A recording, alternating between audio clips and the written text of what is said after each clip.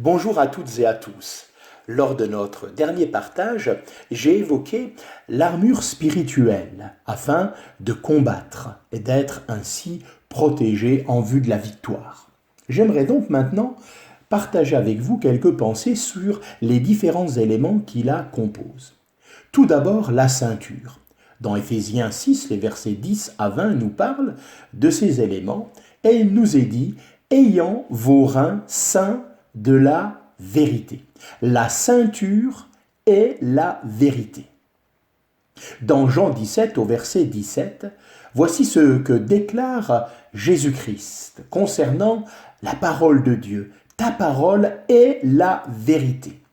Il faut donc s'appliquer et appliquer la vérité à notre propre vie afin de vouloir s'en servir. La parole est appliquée comme une ceinture aux reins. Les reins sont ce qu'il y a de plus profond, de plus caché dans l'homme. Cela nous parle des sentiments, des pensées, de la conscience. Finalement, ce que l'apôtre Pierre appelle l'entendement dans 1 Pierre 1,13. Saignant les reins de votre entendement et étant sobre. Ceindre les reins de notre entendement signifie donc la préparation spirituelle de ce que l'on appelle l'homme intérieur, par la parole de Dieu. À l'aide, bien sûr, d'actes qui soient sobres dans toute notre conduite. Cette ceinture, la parole de la vérité, nous donne la force pour la lutte. Selon qu'il est écrit dans Proverbe 31, 17, « Elle ceint nos reins de force ». Dans le passage que nous avons évoqué, il nous est parlé de nos reins qui doivent être saints pour le combat. Et nous devons puiser dans la parole de la vérité la force nécessaire pour résister aux mensonges de l'ennemi.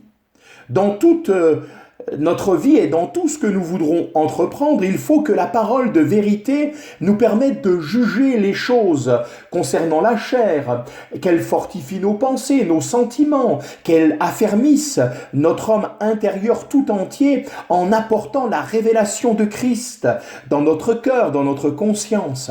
La parole de la vérité, la parole de vérité découvre, juge en nous tout ce qui n'est pas du Seigneur et nous amène à le rejeter. Elle apporte en échange, en contrepartie à notre âme, la connaissance de cette personne bénie dans sa grâce, dans son amour, afin de nous permettre de nous réjouir dans sa puissance et dans son autorité, afin de nous affermir dans l'obéissance et de nous former à cette obéissance.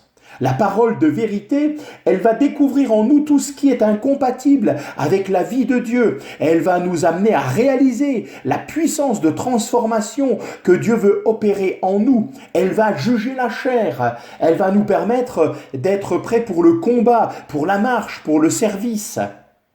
Donc, être saint de la vérité a une importance véritablement capitale. C'est la première pièce de l'armure qu'il nous faut revêtir avant toutes les autres. Tout doit être en règle dans notre vie intérieure, que seul Christ puisse régner. Ainsi, quand notre état spirituel est bon, Christ agissant dans nos cœurs, étant à la place qu'il doit occuper, cela va nous permettre d'aller de l'avant et de vaincre. La parole de Dieu va nous permettre ainsi d'être au clair avec la volonté de notre Dieu. Alors que Dieu nous accorde sa grâce, les reins saints de la vérité, quelque chose de pratique sous l'action et l'onction de la parole de Dieu, afin que nous puissions combattre le bon combat.